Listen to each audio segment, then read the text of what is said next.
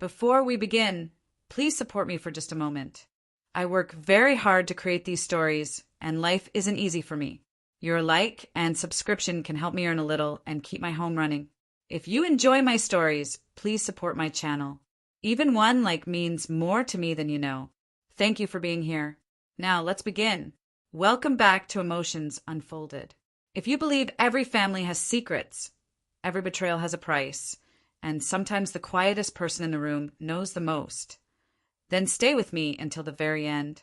Because tonight, one simple text from a father changed everything. Your ticket is canceled. Walk home. I laughed when I read it. Then I typed 3 words that made my father panic. You sure? And what he didn't know was that I already had the one thing he was desperately trying to hide. My name is Claire Morgan, and until that afternoon, I honestly believed I understood my father.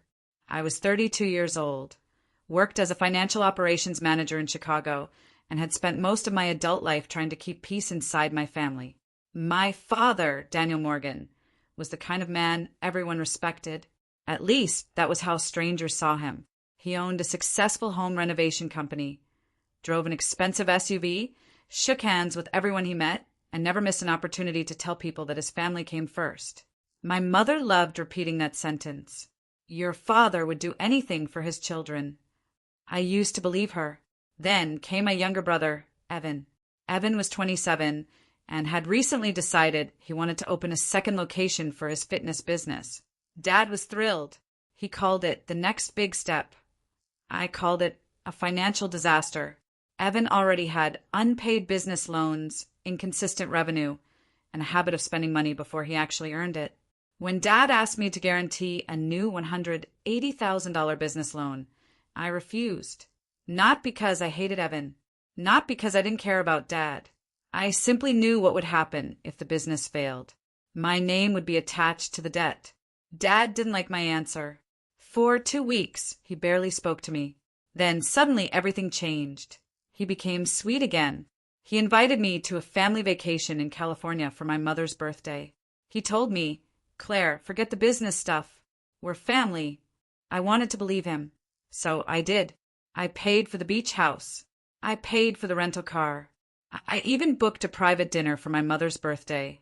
Dad bought our airline tickets, and I transferred him my share the same evening. For the first time in weeks, I thought maybe our family was going back to normal. Then at the airport, Dad hugged me. See you in California, he said. He smiled. I smiled back. I had no idea that was the last honest thing he would say to me. 20 minutes later, I stood at the airline counter holding my phone while the agent frowned at the screen. I'm sorry, ma'am. This reservation was canceled. I blinked. Canceled? Yes, by the person who purchased the original reservation. My stomach dropped. I immediately called Dad. No answer. Mom? Nothing. Evan? Straight to voicemail. Then my phone buzzed. A text from Dad. Your ticket is canceled. Walk home. For a few seconds, I simply stared at those words. Then something strange happened. I laughed. Not because it was funny, because suddenly everything made sense. I opened my travel app and checked the vacation reservations. The beach house was booked under my account. The rental SUV was booked under my account. The birthday dinner deposit was charged to my card. And Dad had just given me the one piece of information I needed. I typed my reply. You sure? I pressed send. 3 dots appeared almost immediately, then disappeared, then appeared again. My father had spent weeks trying to make me afraid of losing my family. He had forgotten one important thing. I was the person who had paid for most of the trip, and now, for the first time in my life, I was about to stop paying for everything else too. For almost a minute, my father didn't reply. I stood beside the airport window, watching planes move across the runway while my phone remained silent. Then finally his message appeared. Don't be dramatic, Claire. Take the train. I stared at it. The train? We were in Chicago. The vacation was in California. That wasn't a solution. It was punishment. I called him again. This time he answered. Dad, what exactly are you doing? His voice was cold. I told you to walk home. You canceled my ticket. Yes. And you expect me to somehow get to California? You're an adult. Figure it out. I could hear my mother talking in the background. Then Evan laughed. That laugh told me everything. This wasn't Dad losing his temper. They were all together. They had planned this. I lowered my voice. Why? Dad paused. Because you need to learn something. What? That family isn't about money. I almost laughed again. Then why did you cancel my ticket? Because I wouldn't guarantee Evan's loan. Silence. That was when I knew I had hit the exact nerve I needed to hit. Dad finally said, You always think you're smarter than everyone. No, Dad. I just don't want to sign a loan that could destroy my finances. You have plenty of money. That doesn't mean you own it. His breathing became heavier. Then he said something I'll never forget. You've become selfish since you started making good money. I looked through the glass at the airport crowd. People were rushing toward their gates. Families were hugging. Children were dragging suitcases. And I was standing there realizing that my own family had deliberately left me behind. But I didn't cry. Instead, I opened the reservation app. The beach house was still active. The rental SUV was still active. The private birthday dinner was still active. Every reservation had been paid through my accounts. I had made them months earlier because Dad said he wanted Mom's birthday to be perfect. I had even paid the refundable security deposit on the house. Dad had canceled one thing, his own ticket purchase. He hadn't canceled what belonged to me. I called the rental company. Hi, I'd like to make a change to a reservation. The woman on the phone asked for my confirmation number. I gave it to her. Everything is under your name, she said. Yes. Are you still traveling? I looked at my father's message again. Walk home. No, I said quietly. I'm canceling the entire reservation. There was a pause. Are you sure? This time I smiled. Yes. I canceled the house, then the SUV, then the private birthday dinner. I didn't touch my parents' airline tickets. I didn't touch Evan's ticket. I didn't take a single dollar from anyone. I simply stopped funding a vacation for people who had decided I wasn't welcome. Then I opened my banking app. That was when I saw something even more interesting. A recurring transfer to Evan's business was scheduled for Monday. Another payment was scheduled for Dad's company vehicle. And another payment was going toward the property tax arrangement I had quietly helped my parents with for months. I had never thought of those payments as leverage. They were family support. At least, that's what I had always called them. But as I stared at the screen, I realized something painful. My family didn't see them as gifts. They saw them as obligations. Dad had just reminded me of that. So I stopped every voluntary payment. One by one. Cancel. Cancel. Cancel. Cancel. My hands were surprisingly steady. Then my phone rang. Dad. I didn't answer. It rang again. Mom. I didn't answer. Then Evan. I watched his name flash across my screen. Finally, I received a message. Claire, what did you cancel? I typed one sentence. Everything I was paying for. Then I turned my phone face down. For the first time in years, I wasn't trying to rescue my family from the consequences of their decisions. I was simply letting them experience those consequences themselves.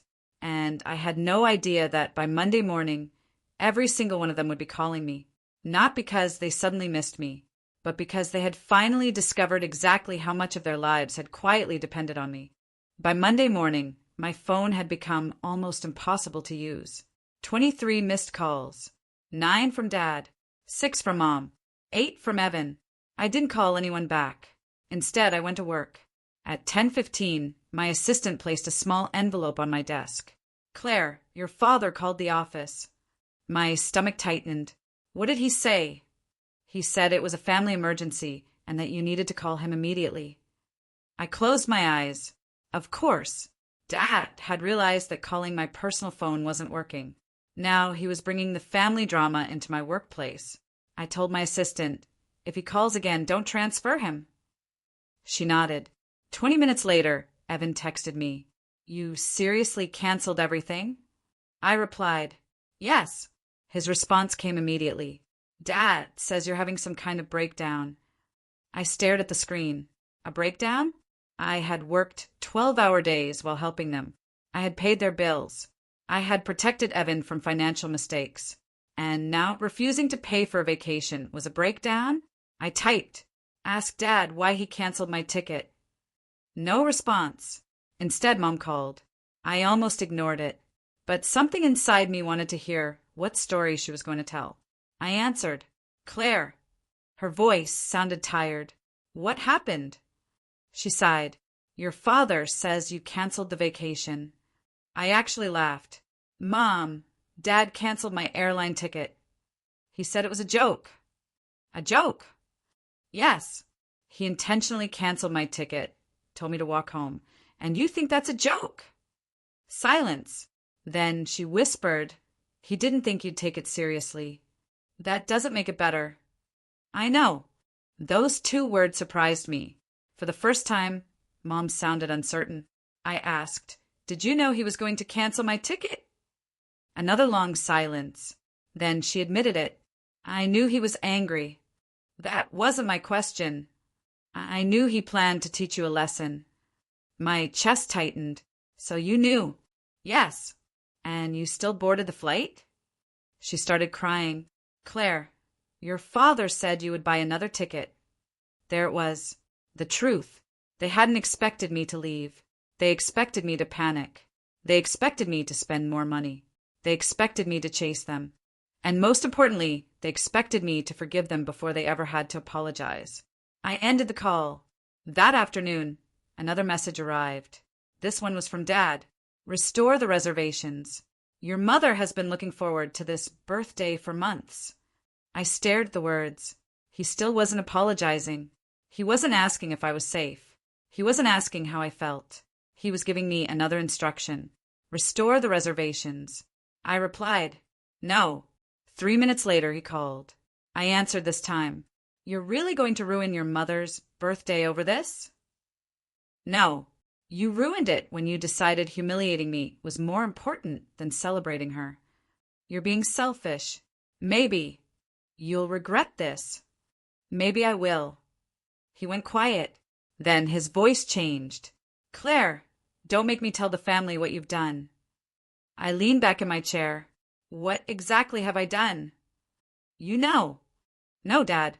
Tell them. He hung up. I didn't think much of it until that evening. My cousin sent me a message. Are you okay? Your parents said something happened at the airport. Then another relative. Then another. Within an hour, I realized Dad had already started telling his version. According to him, I had become angry because he teased me about the loan. According to him, I had canceled the vacation out of spite. According to him, I was using money to punish everyone. Nobody knew the truth. Not yet. But I wasn't going to chase every relative and defend myself. I opened a new folder on my laptop. I named it Airport. Inside it, I saved Dad's text, the airline cancellation confirmation, my reimbursement receipt, the vacation reservations, the messages from Mom, and every payment I had made for the family. I wasn't preparing for revenge. I was preparing for the moment when someone finally asked me what really happened. And that moment came sooner than I expected, because 2 days later, Dad sent one final message. Family dinner Friday. Everyone will be there. We're going to settle this. I looked at the message. Then I smiled. For the first time, I wasn't afraid of that dinner, because this time I wasn't walking into the room empty-handed. I was bringing the truth. Friday evening, I arrived at the restaurant 10 minutes early.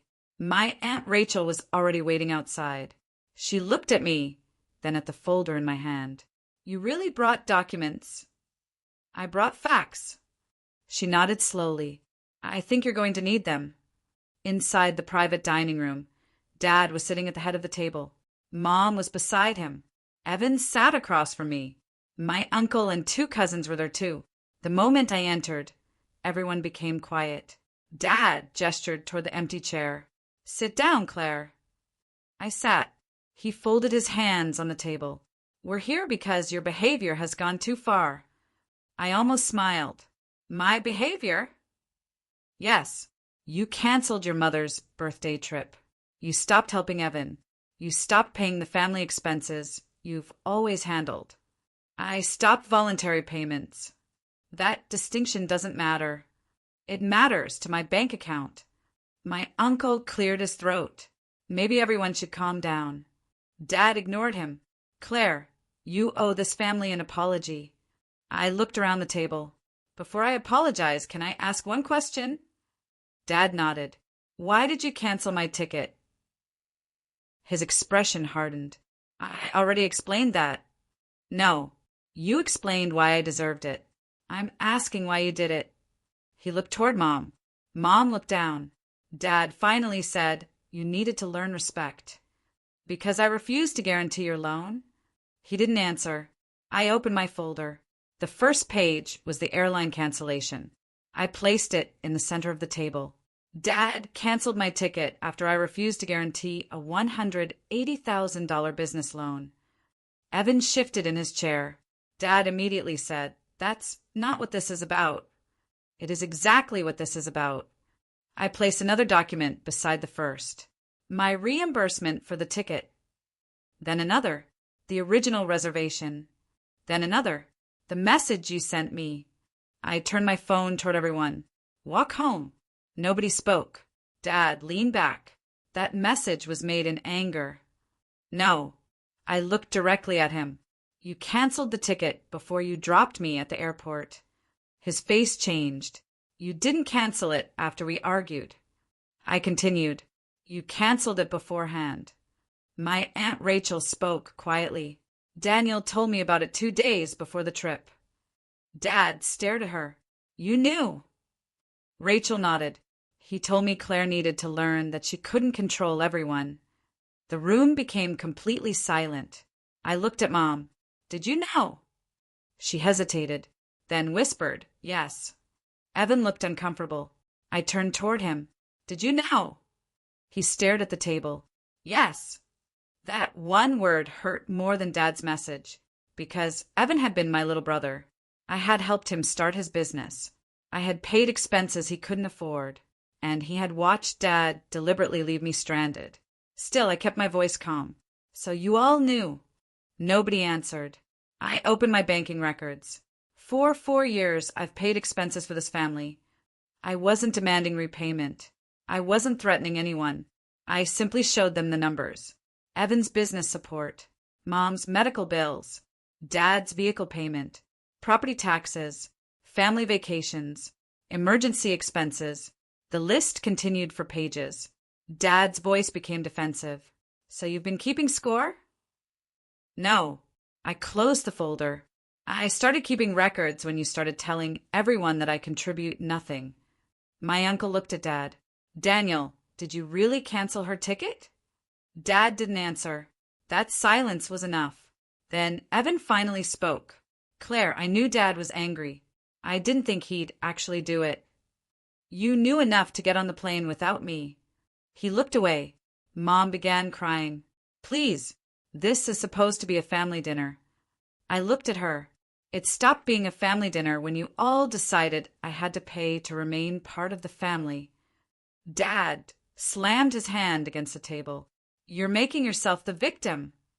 I didn't raise my voice. You canceled my ticket.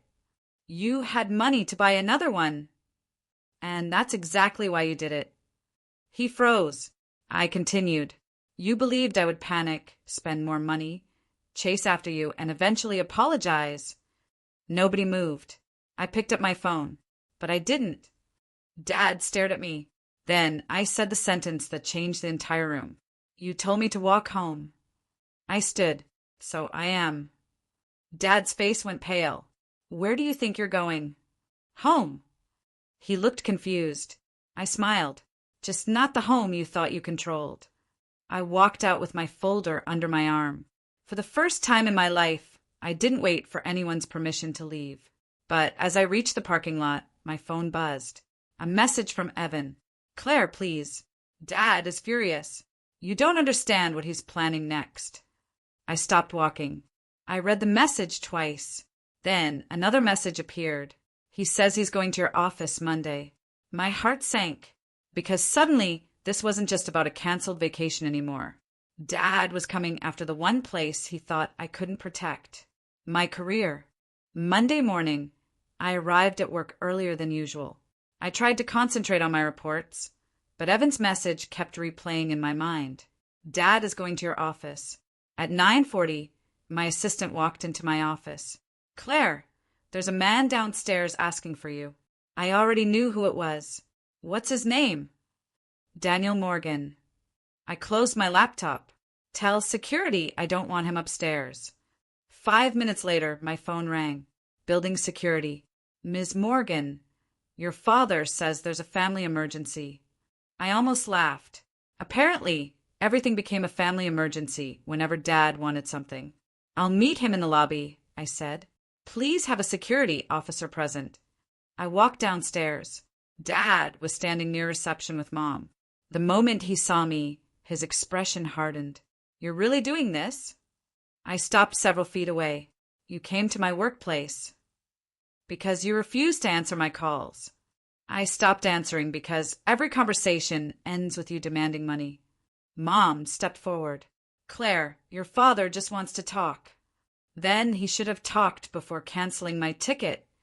Dad's jaw tightened. This obsession with the ticket is ridiculous. No, Dad, the ticket is the reason everything changed. He lowered his voice. Your mother still has expenses. I know. Evan's business is struggling. I know. The property taxes are due. I know. Then fix it. I stared at him. No. His face turned red. You have the ability to help. That doesn't make it my responsibility. You're my daughter. And you're my father. For a moment, neither of us spoke. Then Dad said something that finally revealed why he had come. You're going to embarrass this family. I shook my head. You already did that at the airport. He stepped closer. You think everyone at this company needs to know your family business? I don't. Then cooperate. There it was. The threat. Dad wasn't asking anymore. He was trying to make my workplace uncomfortable enough that I would surrender. I looked toward the security officer. I'm asking them to leave. Dad pointed at me. You're really choosing money over family? No. I looked him directly in the eyes. I'm choosing boundaries over manipulation. Mom began crying. Claire, please. Your father made a mistake. I softened for half a second. Then I remembered her confession. She had known. She had boarded the plane. She had expected me to buy another ticket. So I said quietly, a mistake happens once. Mom looked down. A plan is something you choose. Dad went silent. The security officer stepped forward. Sir, ma'am, I'm going to have to ask you to leave. Dad shook his head. This is unbelievable. No, I said. What's unbelievable is that you came to my workplace because I wouldn't pay your bills. He finally turned toward the exit. Before leaving, he looked back. You'll regret losing your family. I answered calmly. I already lost the version of my family that I thought existed. He walked away. I thought that was the end. It wasn't. By lunchtime, my relatives had started texting me.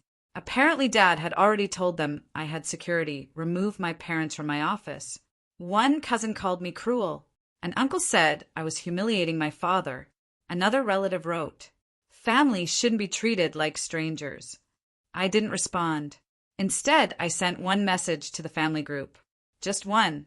I attached the airline cancellation, the reimbursement receipt, Dad's text, and the message Evan had sent warning me that Dad was coming to my workplace.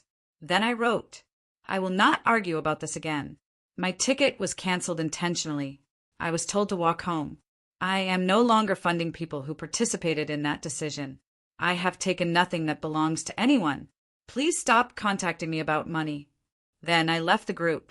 My hands were shaking, not because I was afraid, because I finally understood something. My family didn't need me to explain myself. They needed me to keep paying. And I had finally stopped. That evening, Evan called. I answered. His voice was quieter than before. Claire. What? I need to tell you something. I waited. Dad didn't just cancel your ticket. My stomach tightened. What do you mean? He had another plan. What plan? Evan hesitated. He wanted you to panic at the airport. I already knew that. But then he said something I didn't expect. He wanted you to call him begging to come back. I closed my eyes. And if I didn't? Evan swallowed. He said he'd tell everyone you abandoned Mom's birthday on purpose. I was silent. Then Evan added, Claire, there's something else. What? He already told the relatives his version before you even left the airport. That was when I understood. The canceled ticket had never been the real punishment. The real plan was to control the story afterward. Dad wanted me stranded, embarrassed, angry, and isolated. Then he wanted everyone to believe I had caused the chaos. But he had made one mistake.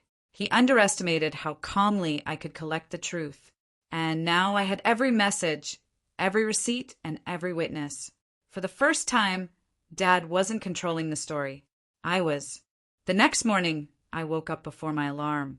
For the first time in weeks, I didn't feel angry. I felt clear.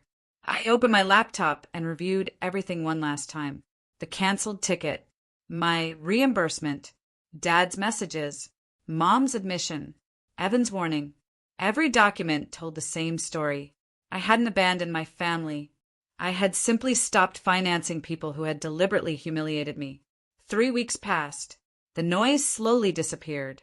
Dad stopped calling directly. Mom sent a few emotional messages, mostly old family photographs.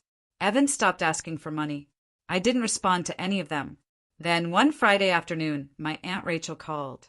Claire, your dad wants to see you. For what? He says he wants to apologize. I was quiet. Did he actually say the word apologize? Rachel sighed. No. I smiled. Then he isn't ready. A week later, Dad showed up outside my apartment. I watched him through the window. He stood there holding a small envelope. I didn't open the door. He called. Claire, please. I answered through the intercom. What do you want? I want to talk. About what? What happened? I waited.